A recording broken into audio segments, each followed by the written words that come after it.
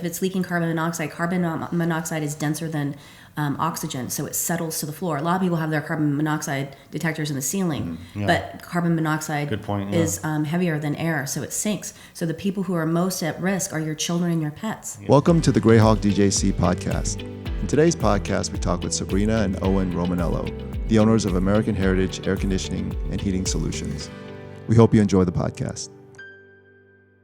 Hey guys, how you doing? All right. Good, how are you? Welcome to the show. Thank you. All right, Sabrina and Owen. You guys are the owners of an AC repair and installation company. Is that correct? Correct. Yes. All right. So let's get to know you first. Take us back. Tell us where you're from, how you met, and all that stuff.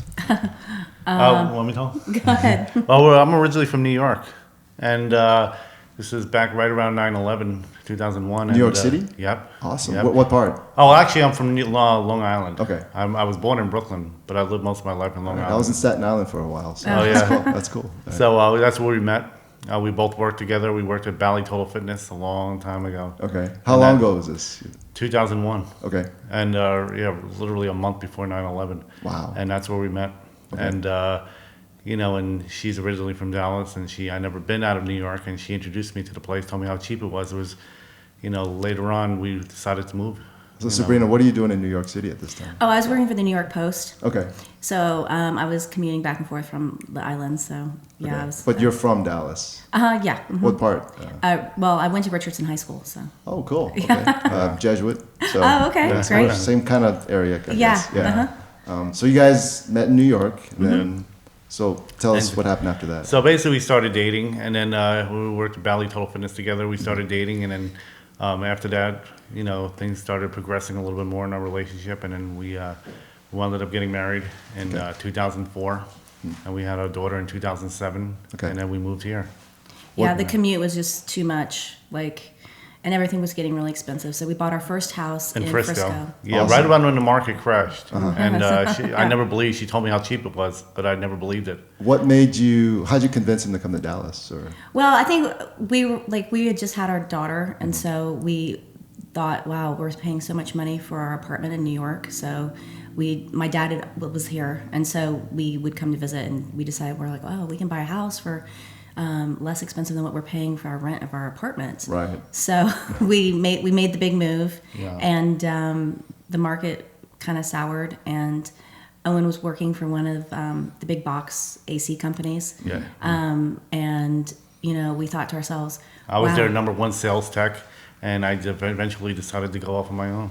Oh, okay. Right, So that and- was back in 2010. No, 2010 is when I worked for the big company, and then in 2013 we opened up on our own.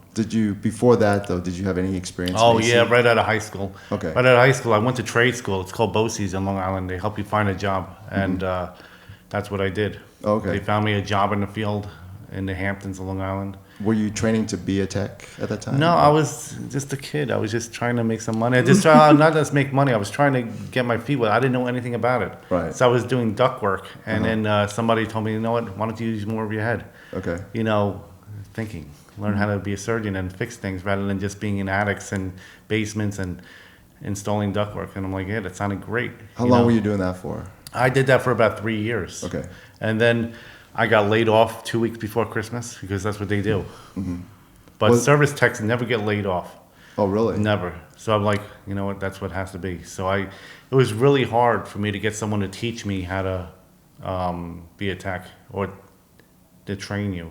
It's really tough to find a company to teach a person who's green. They will invest in you because the turnover rate's quite high. It's difficult to find technicians, and that's one of the challenges we're facing currently, especially after COVID, is a lack of talent. And there are because you need technicians that have had experience, and so the commercial landscape for HVAC has really changed and shifted in the last 5 or 10 years. Because the availability of technicians has become very scarce. I mean, Owen and I joke about it. We talk about how it could be they're like the last of the Mohicans because they're so rare to find, especially ones that really have experience and know what they're doing. What do you think the cause of that is? Why is there such a lack? I think that there was a real push for everyone to go to college. I think people stopped going to trade schools. It's They also, really did. Yeah, That's what and it is. They got tired it was of it. difficult for. So they were aging out. The technicians are aging out, and then also they start their own companies. There's been a tremendous uptick in new HVAC companies in the Dallas-Fort Worth market in the last 10 years. But it's nothing like you would ever experience. Buying an HVAC system these days is like buying a car. You know, it really is. Old school, back in the days, your AC breaks down, you call someone up, they come, they fix it. Right. No stress. Now it's like, where's your table? Can we sit you down? These are options. Bigger, better, worse. High pressure sales tactics. High pressure sales. Wow. No joke. Yes. Buying a car. Yes. Is this You know? recent development? No, this has been happening slowly over the past 10 years, now more than ever. You never know. AC companies have been getting a really bad rap over it. But we're trying to change that. We believe in old school, old fashioned service where we try to get away from that. Is this coming from the big Yes. AC companies? The Yeah, big all company I worked for, that's what they did. Yeah, they actually have a sales foundation, and they all relatively subscribe to it. And it's very, and their technicians also work on commission. Okay. So they get a very small base amount for each call they run, and then everything's based on commission. And that's what Owen and I really, when we started American Heritage, we were trying to get away from that high pressure sales tactic.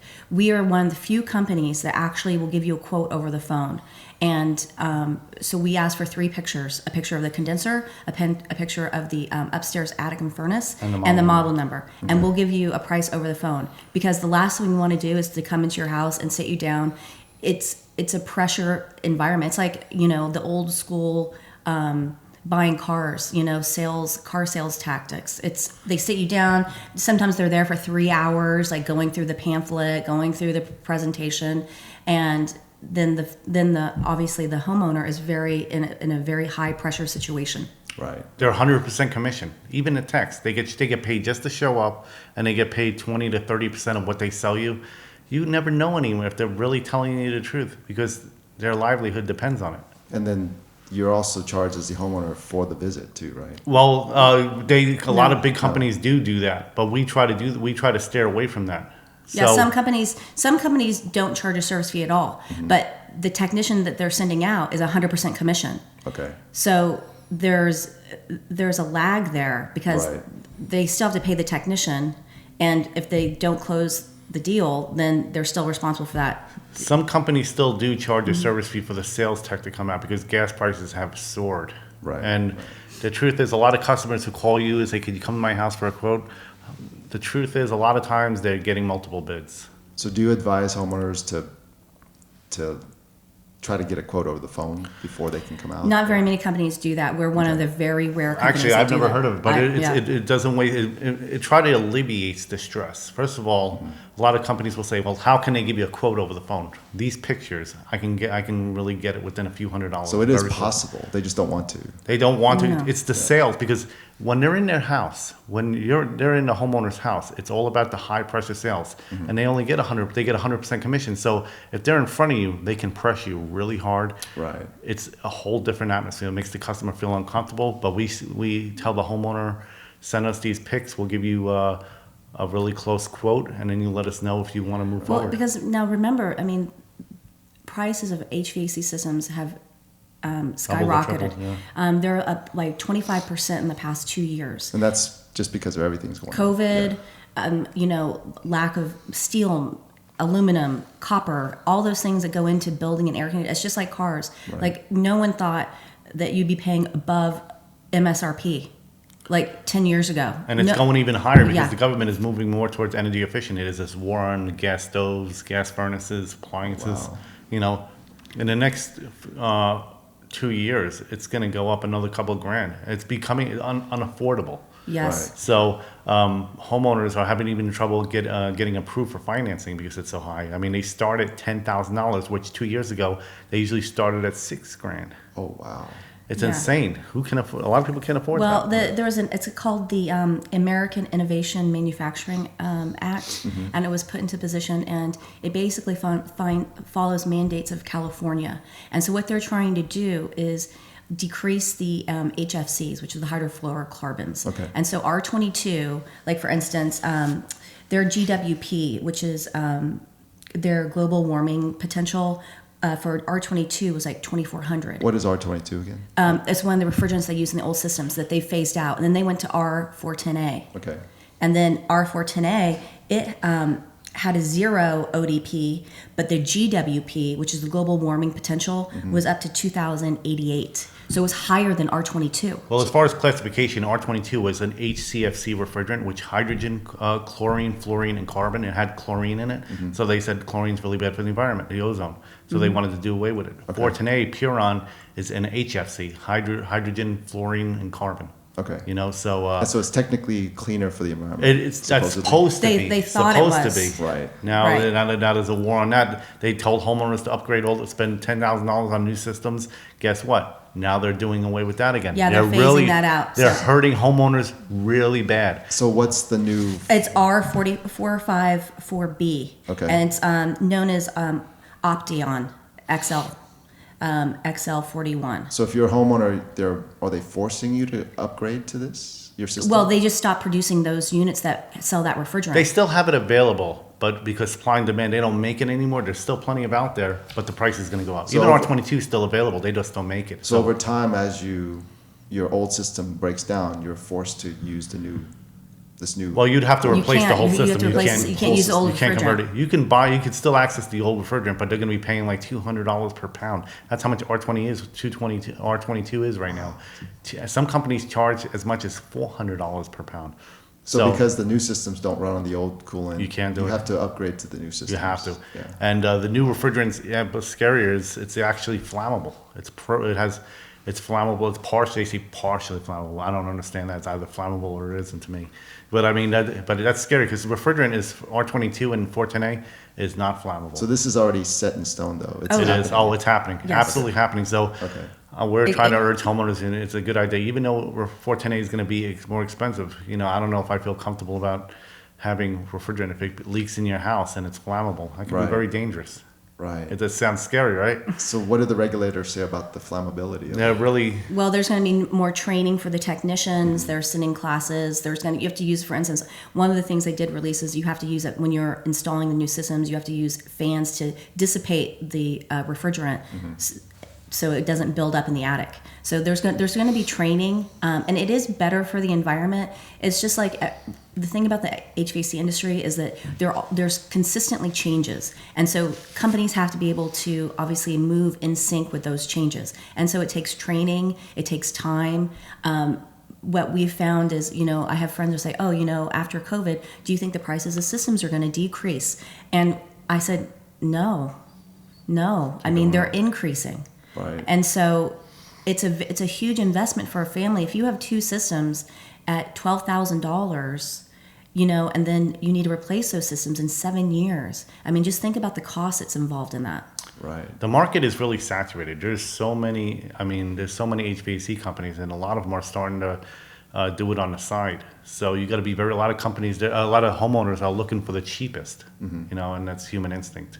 Is that because Dallas is growing so fast? Is that why so many HVAC companies It are is. forming?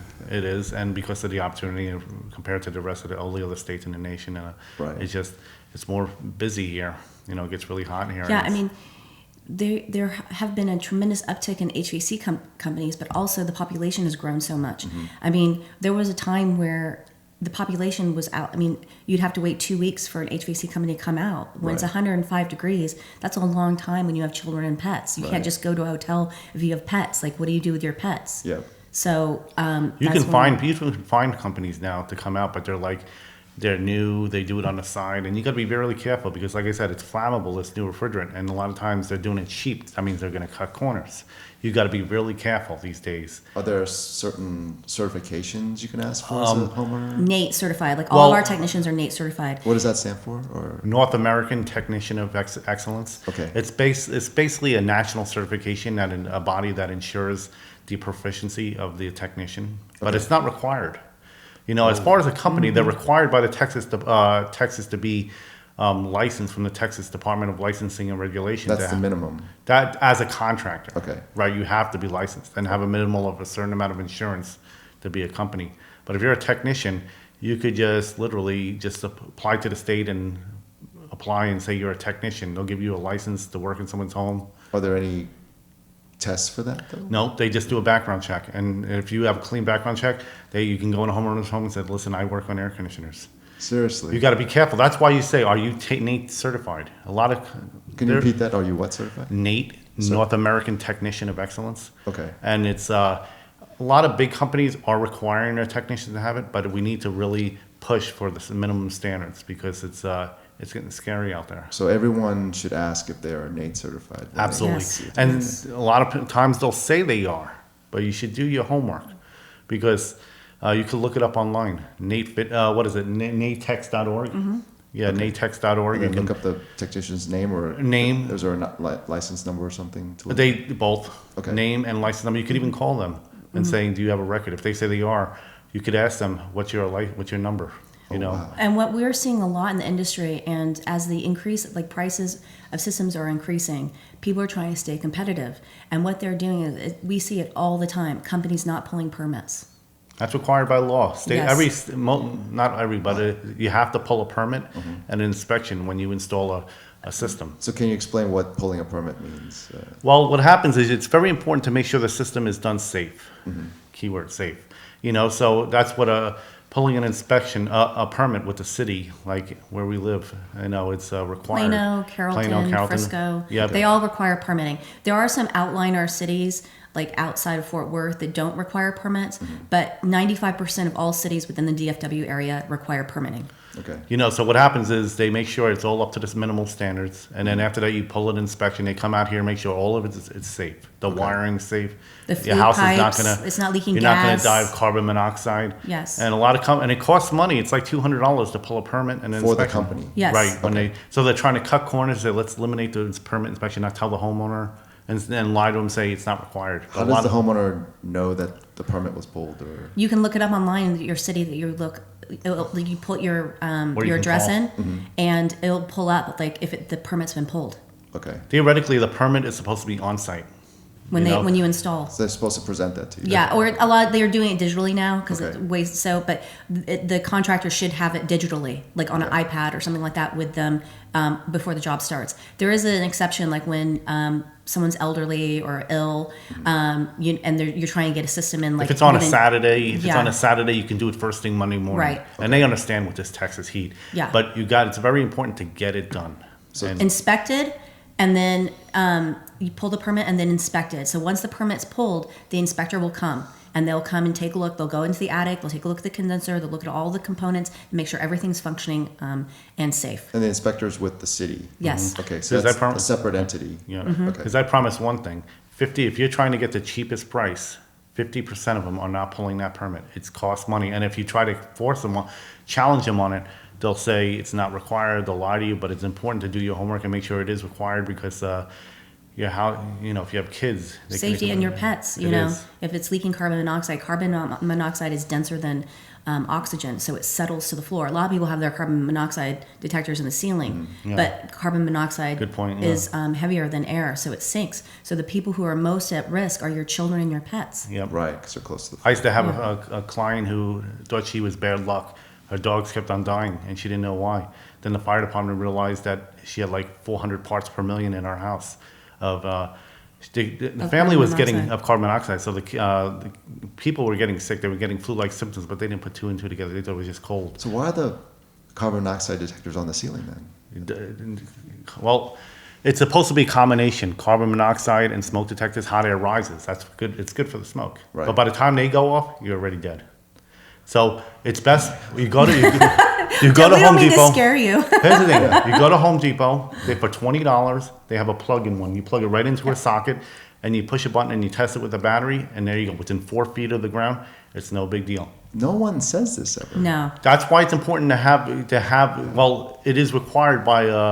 If you pull a permit, they're not going to say that. The inspectors will make sure you have one, but then even them, they're going to just pass it if you have one in the ceiling. Right. But having your system serviced, the maintenance guy, if they're NATE certified, will inform the homeowner the significance. And if they ever in doubt, you could even call your local fire department, and they'll actually confirm it. Yeah. If you ever seen a fire department, I did it. I seen them. They take a little wand to measure carbon monoxide and they wave it low to the ground. They try to get the best readings. But it is very, very dangerous. It's colorless, odorless, and you'll go to sleep and that's it. You never wake up. Right. So it's important to have ones that plug. In the kids' rooms, have multiple through the house. The ones that plug in. So just to wrap up, the technician should be NATE certified. Yes. They need to pull a permit before they start work on your HVAC system. And then you need an inspector to come out. Yep. Okay. Make sure it's done. And then if they don't do this and you find out they didn't, you're more than free to cancel the contract or cancel. No, the inspector will do something called a red tag. They'll put a red tag, say, hey, it did not pass the permit. You didn't put, they call UV on, they didn't put a proper carbon monoxide detector. The contractor is supposed to come back out and fix it. Make sure it's up to code. The inspector will come back out, reassess it, and no additional charge, and there you go, it passes. So the inspector has to come to your house after they're done with their work. Yes. Well, actually, there's a few cities that actually will do like a video. Yeah, they do. Like, you do multiple, submit like 18 pictures, and they'll do it, virtually. I think it's a laziness on the city's part. You don't approve of that? I don't approve of it because pictures can be. How do you know they're legitimate and real? Right. They can be stored in your phone and sent into the same pictures over and over to inspectors. I want someone in my home. Right. And checking Make it. sure it's real. Oh my! I did not know any of this. This is great. No homeowners know. If you don't know, imagine how confused the homeowner. Now, if I'm explaining this to the homeowner, now they've never heard about it before. Now they may be trying to second guess me. Right. It's like, I can see that happening. Yeah. Right. Do I need a second opinion? He's trying to scare me, and that's not our intent because it's really like the Wild West out here. And buying a car, they're just trying to get the sale and. They're trying to sell it for the cheapest price for the homeowner. If you do your research, all of this is available online. This information is available online if you do research. I don't want to scare homeowners. I want them to be educated and prepared because this is a big investment. And that's another reason like why we would talk about like not high pressure sales. We want you to be comfortable with your system because like now it's such a huge investment for your home. Like if you plan staying in your home longer than 5 years, this is a big investment for families. So I want them to be educated so they can make the best decision. Right. Yeah, because the prices are good. Like I said, it's going up and up and up, and homeowners are going to be really urged to really go, hey, find a company. They're going to be face to face with a company that says, listen, I can give it to you for half the price. But how are they doing that? Right. No inspection, no permit, no carbon monoxide detectors, and now you're at risk. Right. Just get second opinions. And especially with the new mandate that's coming out, the new systems with the new refrigerant, January of 2024, that's when they're using the new refrigerant. And that, like systems after December of 2023, December 31st, they're no longer making R410A systems, so that they're going to the new refrigerant, and that new refrigerant is partially flammable. So you have to make sure that you have a company that has technicians who have been trained and educated, NATE certified, because now we're getting to a different situation. When you install a system, don't go with someone who doesn't have the training or the background or the knowledge. Make sure that the company you choose has all of those things. Is this across the country or just here in Texas? Are they Across the country. Yes. Across the country. It's already started in California. So Texas has followed suit. It started in California, and now it's kind of rippling across the country. Right. And there's no guarantee they won't pass another form of It's legislation. probably going to happen. The way that was happening with the government, when they're trying to do this war on everything, cars, furnaces, heaters. I mean, I agree with it's it gonna to happen. reduce. We have to protect the environment. So, but we have to do it in a way that's smart. Right. We have to leave a better planet for our children, but we need to do it in a way that instead of just kind of guessing about what we're doing, have enough R&D, research and development, so we know we're, making things, phasing some pieces of equipment out and putting new equipment in, but make sure that we're not just guessing it's better for the environment. We actually really know, and that's fine if we have to phase out certain pieces of equipment. Right. But make sure that we know that ahead of time, so it's not hitting the consumer in the pocket. Right. Well, they're doing it because 50% of the reason is because they feel like they'll save the homeowner energy because energy prices have been soaring. Will it save the energy, you think? It won't. It's the cost of the equipment, the amount of money it's going to cost with the inspections and everything like that. They're not. It's not going to, for them to really see a profit, it's going to take them a long time. But they're already in the hole. The amount of money it costs them, and a lot of homeowners don't have 20 grand to just drop on an air conditioning system. That's like a car. Right. You know, so are people financing this? Yes. Okay. We offer financing. Most companies offer financing. We offer financing through Wells Fargo. There are different finance arms out there. People use Green Skies, one that some of the other companies use. Everyone at this point has to offer financing. Okay. Yeah, and a lot of homeowners don't even have the high credit amount to even get financed anymore. I mean, it used to be $6 grand for a new system, and that's no big deal. $6 grand to get approved, I can do that. But now you're looking at 12 grand in plus, and a lot of homeowners are barely getting approved. Some of the big box companies are charging the same, like we charge $19,000. Some $20,000, $30,000. Now. You wouldn't believe it. The bigger the company, the more you're going to be spending because you're paying for that advertising. And the overhead. Yeah. You gotta be careful. Like everything, commercial auto policies. I'm sure that you've heard that car insurance and the DFW market has increased like threefold. Right. I mean, the cost of automobile insurance has skyrocketed in the DFW market. It is. It's out of hand. So it's like all those costs. Like a company has to absorb those, so they have to stay profitable. So the more overhead you have, the bigger the company, the more expensive the unit is. Right. Yeah, and it's like, you don't want to go. You go to a really small company, they may be cutting corners. You go to too large of a company, you're going to be paying for that. So which way do you? It's really tough. That's why you got to do your research and don't be afraid to ask for a second opinion, maybe a third opinion, and don't rush the decision. Don't rush the decision because they prey on that. 100 degrees, 100 degrees, and then in Texas, like, listen, I got kids, I have to get this done, and they'll be like, listen, you either get to sign here now or we'll be 2 weeks out. They'll really. If your AC system's not working and it's hot, Right. you're Yeah. suffering. You Right. want something. Have your system fix have it maintenance quickly. in the slow periods, like in the winter or the fall. Make Have sure you change your systems looked filters. at. That's a huge. Make sure Yeah. you consistently change your filters and maintain your system, so you're not stuck in a situation where you have to have the system changed out the next day. Right. Yeah, it does happen either way, but Yeah. you try to limit the exposure as much as possible. So that's the biggest thing to do is change the filters, right? Change Is filters. there anything Have a else? maintenance Clean the condensers on the out there. Check your drain lines because when you have a drain line issue, when there's water in the attic, lots of bad things can happen. You can flood your ceiling, and it could really damage your house. So is that something an owner could do, or should they just get some maintenance to come Some out? homeowners can. They're really handy, but they should really have an expert come. It's part of the maintenance. How often should you do the maintenance? Depends. The maintenance you should have twice a year. Once in the fall to check your heater, and once in the spring to check your AC. Okay. And in the fall we check for carbon monoxide, all that good stuff. And in the spring we clean your condenser coil, and we check your drain lines. Yeah, because as systems age, the heat exchanger can crack, and so when the heat exchanger cracks, then it leaks carbon monoxide. So as a system ages, you have to be very cognizant of making sure that everything's in working condition. Oh, wow. Yeah, and drain lines, we'll go back to that. Older houses, newer houses, you probably don't need to blow it out as much, but older houses, you have mold, mildew in those drain lines, and it can back up the drain line. Air conditioning produces about 1 gallon of water an hour for every hour that it runs. It's a lot of water that is running in the summer. And if it backs up just a little bit, I'm telling you, that secondary emergency drain pan will overflow, it'll rust through, and before you know it, your whole ceiling comes down.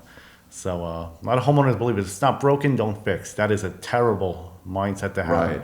When you have, in the East Coast, they have basements where you have the systems in the basement where if water starts leaking, it's no big deal. But when it's in your attic. And that's another thing too, as part of the code. If you you pull a permit and you have an inspection, part of the new coding is you have to have a safety switch. And we've seen companies that don't put the safety switch in. Not all cities have them requirement. Yeah. But What's the safety switch do again? if the drain line ever backs up, it shuts the system off, kills power to it. A lot of thermostats will go blank, and the homeowner will be like, "Oh, my system's not working." They'll call us, and we'll realize it's just that safety switch doing its job. Tell us your drain line's backed up. Call us. We'll take care of it from there. But And most places don't have this. what do you mean? Most cities? Most houses don't have a safety switch. No. The older ones, they Yeah. didn't have it in the past, but now all new systems should have them. Okay. Because it is a state code requirement now. Okay. But a lot of local municipalities don't require it. And some, just because local cities don't have it, you should really adhere to a minimum standard yourself as a contractor. Right. Because based on their experience, it does happen. So most reputable companies do install it now. Okay. But that's older just one of the systems things that don't have needs to be checked. I mean, that's why you have a third party come out and make sure that everything is up to code. And so you won't have those issues. But if you don't pull a permit, there's not a third party checking it out. But then again, you got that city inspector. If it's required, he's going to come out and he's going to see it. If it's not there, then he's going to red flag it. Right, and that's why if you're just taking pictures, it might It not doesn't. be shown. Yeah. It could be a false picture from another job. Right. So it's very important to have a live guy. We've told Carrollton, for instance, they require like pictures, and we said we want a physical guy, and we just don't do that. No. They won't. Basically, Carrollton won't send a physical guy. No, lack But- of manpower. Lack of manpower, but it costs like what is it, $200? Well, every city has a different price. Like Allen costs $175 to pull the permit. Then McKinney, charges $55. But for the places, you're charging money for what's the money just to look at pictures and approve it? Right. That's ridiculous. But these are the costs that the company pays for, not the Yeah. homeowner. Well, it's wrapped into. Right. It's wrapped into the overall. Well, when the company generates their price, their quote, we always figure that into the price. Right. But companies will try to cut corners and say, I can do it for a couple $100 cheaper. And then in their mind, they won't even tell the homeowner about it, Right. about an inspection and a permit. And that's how they're cutting corners. They're doing it for the cheapest material possible that won't pass inspection, won't be safe, but it may run right away, but a couple years down the road, bad things are going to start to happen. Right. Right. And it's you don't want to mess around, especially with your flue pipe and your gas furnace, because if it's not installed right, carbon monoxide could leak out. Not every city has to have that. The inspector will check that out. And there's going to be that's another one of the things that the HVAC industry is looking at currently, because the code now, there has to be new code written to address this partially flammable refrigerant, Right. because we've never had partially flammable refrigerant. So new code has to be written. Well, they do in like supermarkets. Yeah, but for residential homes. So the code hasn't been written yet. They're updating it now. They're updating Okay. the code because it starts next year. But those timelines don't match when they require it. It doesn't match. It's this whole industry is really messed up right now, and they're really changing the EPA, and everybody's really messing around with homeowners at their expense, their family's expense. It really wasn't a good time for them to start messing around with this, because something is new. They don't even know what bad is going to happen yet, and then they'll fix it later on when people die. Right. That's a bad thing to happen. No, They should we really get should- out all these kinks first. Yeah, the code, they're working on it. They're working on the code. But that's just another thing why why we were just saying that the consumer has to be educated. Make sure you pull a permit. Make sure you have an inspector. The code will be written by the time it's time to pull those permits. But just as a safety precaution, make sure that the company that you're working with is pulling a permit and you have an inspector out. Right. And if they say yes, a lot of times they don't. Call the city yourself. Ask them what's the permit number. And even after the permit, they're required to pull an inspection, which is a certain period of time, and stay on top of that right away.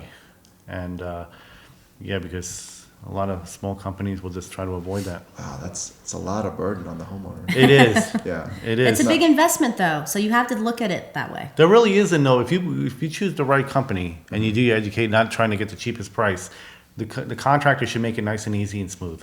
The homeowner just lets the inspector in, look at the job, and that's it. Right. They shouldn't have to worry about this. And you can look at their reviews. A lot of homeowners will write reviews saying, "Hey, the inspector came by, did a good, looked at the job, and it was installed well." And you could even see they'll write reviews saying, "Hey, 10 times they still didn't pass inspection." I've seen companies like that. Well, and that's too. Like one of the aspects of our company that kind of separates us again is that we always have a project manager on site overseeing the job, not just the install crew, but a project manager that's making sure that the job is going correctly. Because not just that, so once the job's obviously installed, you've pulled the permit, you've installed the job, the inspectors come out. Now there's another piece, which a lot of companies don't do, and that is registering the warranty. Because if you don't register your equipment, and a lot of companies will leave it up to the homeowner, and the homeowner has no idea. So instead of a 10-year manufacturer warranty, if the system is not registered, you're only getting a 5-year manufacturer warranty. It's a big deal. How do you register a warranty? You have to go to, let's say we install American Standard. You go to the American Standard website, and it says warranty registration. You put in the customer's information, their name, address, phone number, the model, and the serial number of the units. and it prints out a warranty certificate. And so we do all of that for our customers, and then we email the warranty certificates. And if not, the customer has to do that. Yes. Some companies might not even tell the homeowner about it. They'll be like, oh, it's your job. You're supposed to, do it yourself. They didn't know. But reputable companies do it themselves. I mean, my mind's being blown right now. I don't know any of this. So it has to be done within 30 to 60 days. Otherwise, you lose your warranty. For 10, it's like the difference between 5 years and 10 years of warranty. And trust me, if you don't register it, the system will break like a day after that 5 years. It's like a clock on a car. So that's another thing. So think about who you're going with. Think about the permit, the inspection, and make sure that your brand new systems that you've spent so much money on are registered and the warranty is in effect. Right. So take us back to when you the earlier conversation about not being able to find qualified techs. How are you guys doing that right now? It's really difficult. I mean, word of mouth. We all know each other. Okay. But it's. Are you guys taking people from each other and stuff? Well, no, we're not trying to. A lot of they quit. It's a revolving door. Right. It really is. Techs leave and they talk to us. They says, hey, what, are you hiring?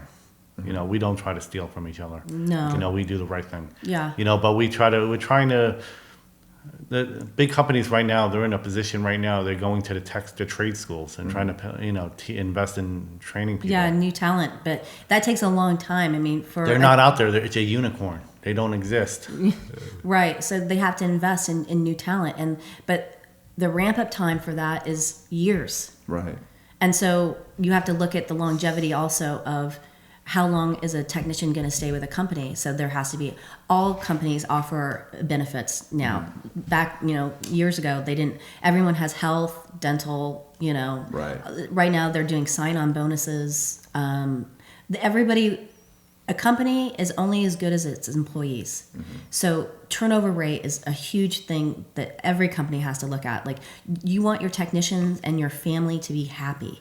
So you have to make that that environment happy and cohesive, that they want to come to work, that they're part of the family. And that's, I think, one of the benefits too of what kind of really separated us was that we were looking to have a family environment. We don't want to have 200 technicians.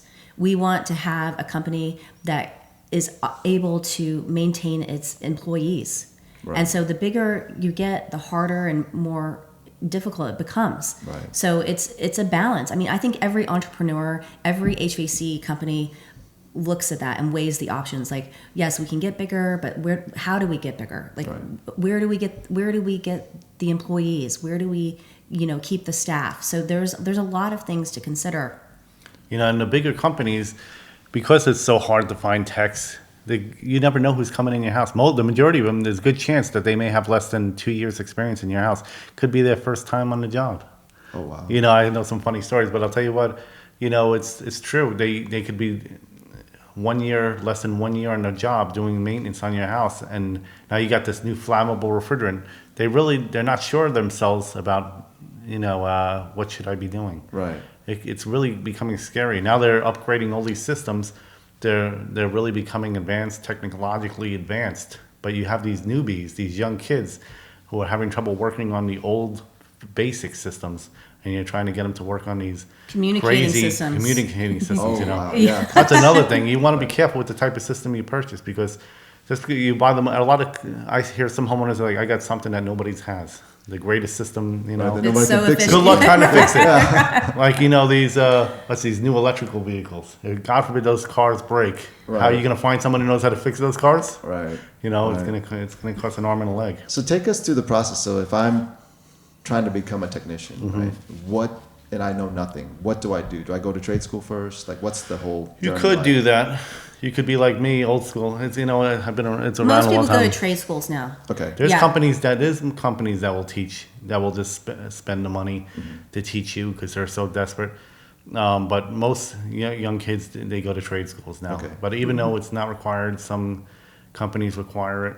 So whether you go to trade school and you come out, or you just get a job with the company, is there a certification or a testing process too? Some schools do require the testing, some don't. But You the gotta be state careful. doesn't require anything. The state does not require it, only for the contractor.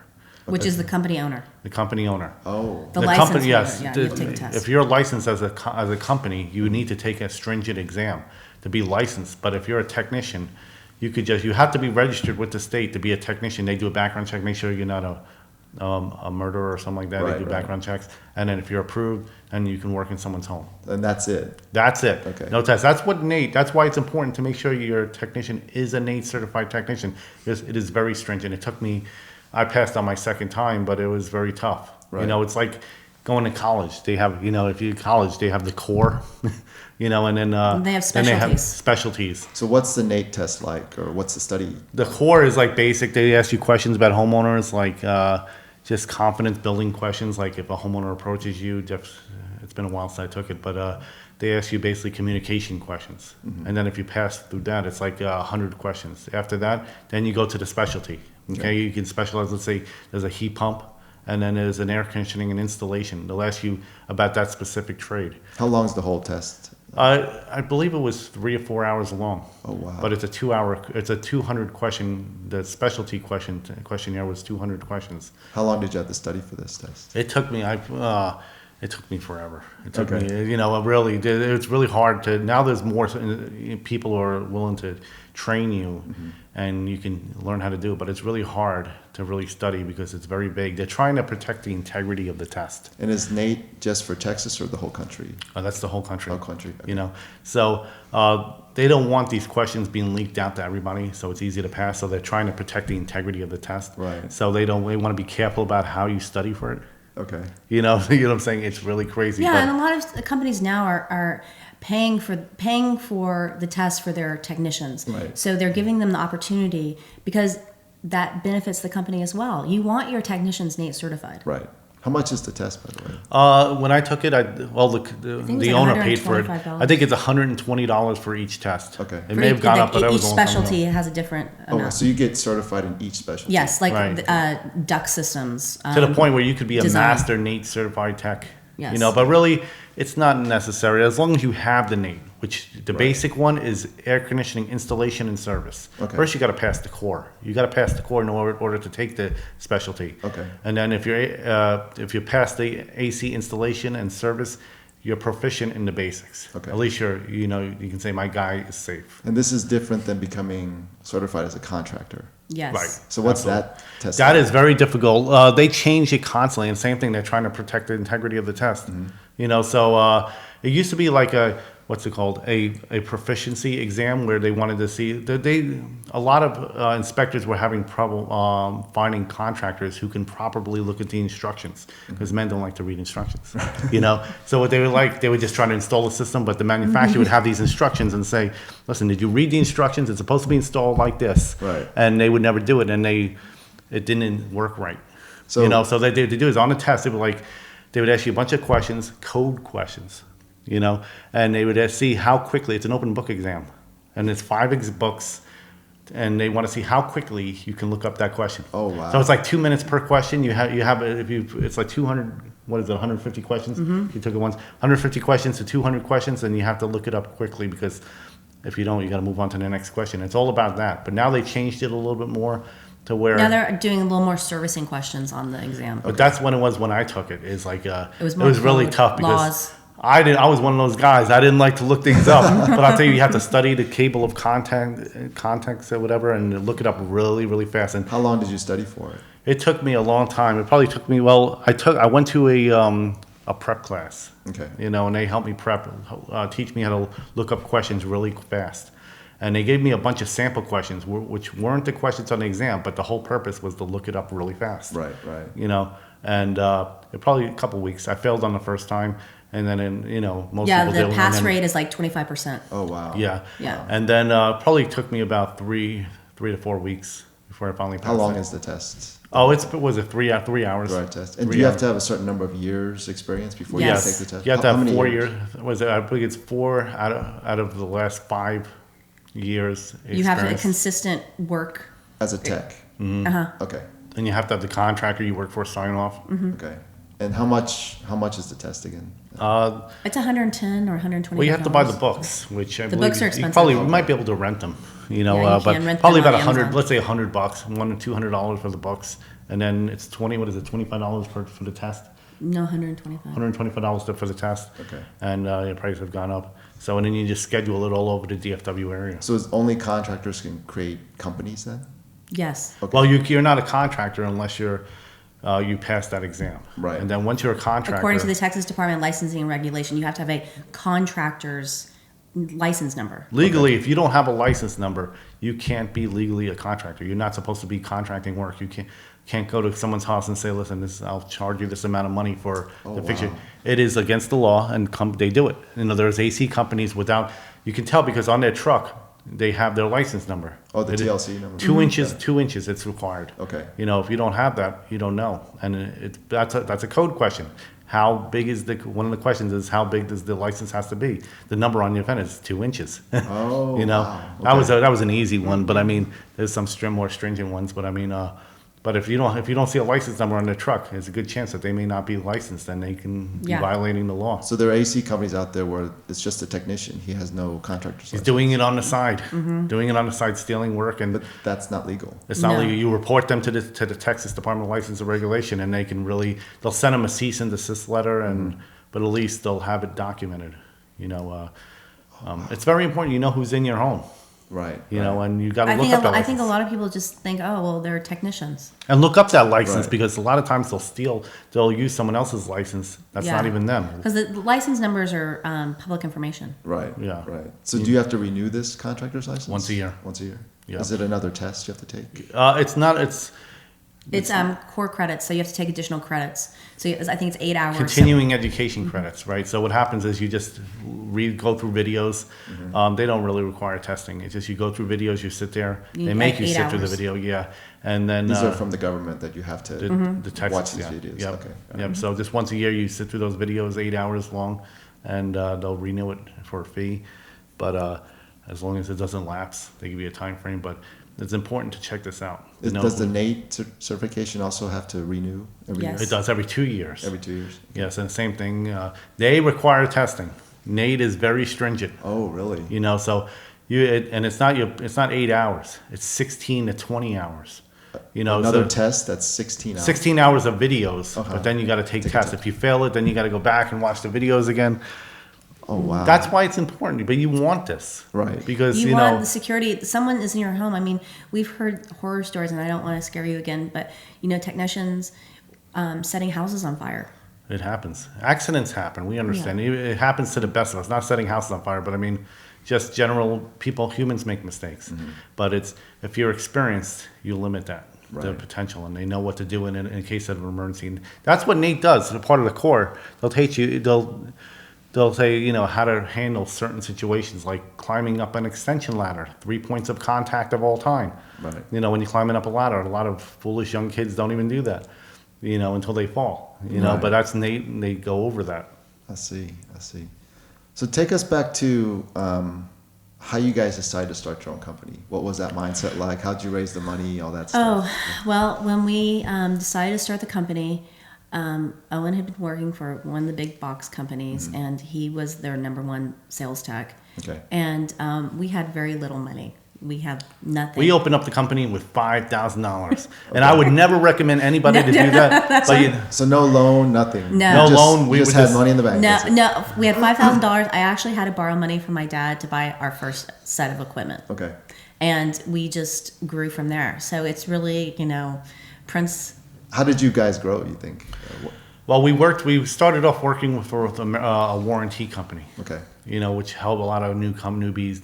Was that hard to get into with the warranty company? No, they really look. They look for new companies Okay. because it doesn't cost any advertisement. They give you the lead.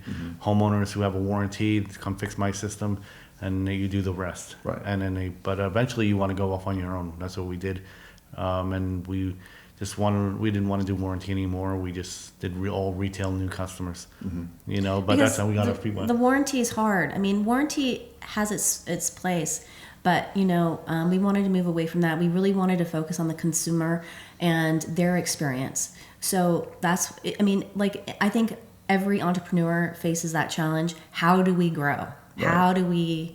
And it's one of the huge challenges because it's baby steps, and it just I have friends that say to me, "Oh gosh, it's Friday. Yay, it's Friday." And I'm thinking, well, Friday, Saturday, and Sunday is pretty much the same day for me. So, because when you own your own company, there's really no downtime. Right. There's And no that's- vacation. Your phone never shuts off. You miss the days of working for somebody else. 5 o'clock, you come home and you shut off your phone. You don't have to answer. So it's literally just you two with a truck, equipment. In the beginning. Oh no, yeah. When we beginning. and when we first You started, have no idea. Well, and the phone's ringing. You're nervous. Oh my God, is this a customer?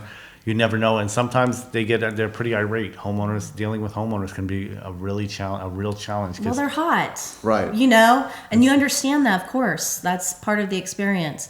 But there are so many blessed moments for us when we, are helping someone who, is in the middle of chemotherapy, or they have pets and their pets are it's 98 degrees literally inside the house. That's the reason why we wanted to go into our business, is to help people. Right. But it's a really great satisfaction feeling. What did you guys do to get those first set of customers coming in? Well, most people, I think we put our profile on Porch, and there are different, house call. There's different Thumbtack. There are different platforms that you can use to try to, increase your Google, visibility. Right. But that's another one of the huge issues that new companies are going to face now, because the marketing landscape has completely changed. Okay. So where do you get clients? How do they find you? I mean, Google, of course, but there's other search engines. But just from a social media standpoint, it's just done a 180-degree change. I hear big box companies that have spent millions of dollars on, television commercials. They're not as effective anymore because people are streaming. Right. So how do you get in front of the customer? How does that customer know that you're a trustworthy company? So it is one of the challenges that, I think a lot of HVAC companies, especially if you're newer, are facing. How long did it take before you guys got comfortable with the business? Like, we have enough customers, money's coming in. I would say 3 to 4 years. 3 to 4 years, yeah. It took that long to grow. It does. It varies based on company, based on how much money you have and how much you have coming in. It was really, then COVID came around, and it really, that hurt. It did hurt a lot of homeowners, this business, because equipment was becoming scarce. They closed down major manufacturer plants because of COVID. They were getting COVID, so they stopped producing equipment. So and availability equipment was really good. back ordered. Coils were back ordered months at a time. Equipment, it was back ordered. So how'd y'all get through that, I guess? we just barely. Really barely. It was a challenge. It was a challenge for everyone. It's not just the HVAC industry. I think all industries. I mean, look at the car industry. Right. There was no chips. There was a time where a homeowner could offer you $1 million for a new system, and they weren't available. Imagine that. I was like, could you imagine our point? Like, literally, I'm ready to buy, and they're not there. It's not we don't have the size. We Right. want to. There's not a. Is that getting better? The logistics? It's over. It's over now. Okay, so it's over now, but it took a while. But it really hurt the industry a little bit. But at that time, the prices were really skyrocketing, and really big box companies who have over 200 employees, they were one of the very few companies who didn't have a problem with this, because they were getting first picks. Right. So they were charging whatever they can charge. We're going to double our price. Take advantage of this. So where do you guys see your company now in the future? What are your plans, I guess? Oh, I'm so excited. We're doing well.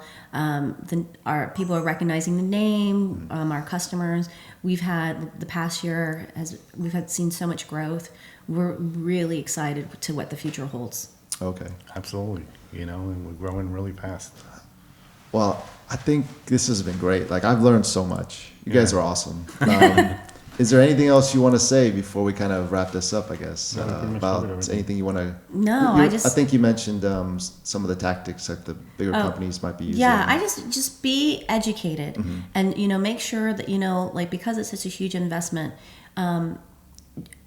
do your homework, make sure that they're not price gouging you, and remember that this is an investment. It's an investment for you and your family. And just like anything, if a huge amount of money that you're investing, you have to be educated. Right. Another thing is, homeowners out there obsessed with Amazon. They were like, listen, I see this part, I can get it on for $20. They get charging me $500 for.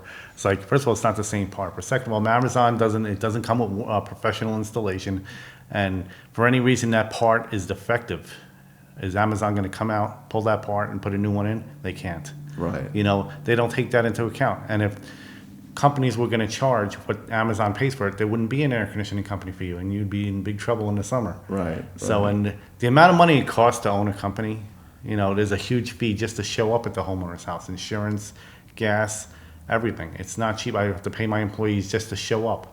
You know, they install Yeah, that so part, that's- that same part that the homeowner's not paying again if the warranty part fails. You know, I have to pay that tech again. So, Yeah, just so do your homework, be educated, know it's an investment, and try to go with a company too that, you know, look at their reviews and make sure that the reviews are legitimate, that they're real people leaving the reviews, and make sure that if something does go wrong, because things even happen with new systems, look at some of those reviews. Oh, I just bought a new system and they couldn't come out for 2 weeks. That's probably a company you want to stay away from. Right. You know, do your research, look at the reviews, look at the company, call, you know, ask questions. I talk to customers all the time. I'm happy to discuss, you know, any type of questions that they have, and to move forward. If they're just sending a salesman to your house, that's probably not a good option. Right. it's really pushy. There's a reason why they want to be in front of you, because they want to really high pressure sell you. But it is true. There's some jobs that legitimately you need to be at the house to see. Right. You know, but majority of them, at least 90% of them, you send me a couple pictures, I can get really close to the price. And if they say that sounds pretty good, then I can come out there and really fine tune that price to an exact dollar. And Sabrina, you mentioned that they're buying up, like these large companies are buying up Oh smaller yeah, companies. the private equity guys are coming in and they're picking up a lot of the smaller companies, and even bigger ones. You'd be surprised that there are companies like Wrench out there, private equity investors they realize that there's a profit margin, and so even though you think that they're the owner of the company, they may have been the owner. Now they're just the face of the company, and there's several big ones, you'd be surprised, are actually owned by conglomerates. And so the problem with the conglomerate or the private equity people is that they're not looking out for the consumer. They're all about answering to their shareholders. Mm-hmm. So it's really important to know who that company is, who actually owns it, because you can do some research and you'll be surprised that there are a lot of big companies out there you think are, and they say that they are the owners, but they're the face. They are no longer the owners. The private equity guys have come in and taken over. It's become a monopoly. Not only just that, there's some major companies out there that aren't air conditioning specialists. They're the owners of the company, but they rent out a license holder from an actual AC guy. They don't own. They don't have the license. There's themselves. a major company out here that they specialize in, let's say, electric, you know, or plumbing, and that's not the AC is not their primary field. Are you allowed to rent out someone's license? You can, as long as it's very. As long as that person is an employee, is a full-time employee so in the company. If they're 40 hours receiving a week. a check. I see. Yeah, Wow. 40 hours a week. So it's important to know, is the owner of that company a specialist, an expert in air conditioning? Right. You know, not an expert in electric or Plumbing. Some of them do all of them. Right, and a lot because of you them see do. companies that say You'll they see do commercials everything. on them. Yeah. But it's really got to be very careful. You never know. You would expect the owner of that company to be proficient and expert in that field. And that makes me very nervous too, because, you know, who did I hire here? Right. You know, you never know. I told you, it's the Wild West out here. Yeah, this is. Everybody wants a piece of the pie. Yeah. Wow. Well, I think that's a great note to end on. Once again, this has been eye-opening, and thank you guys Yeah, so no, much. thank for you this. so Absolutely. much. Thank you so much.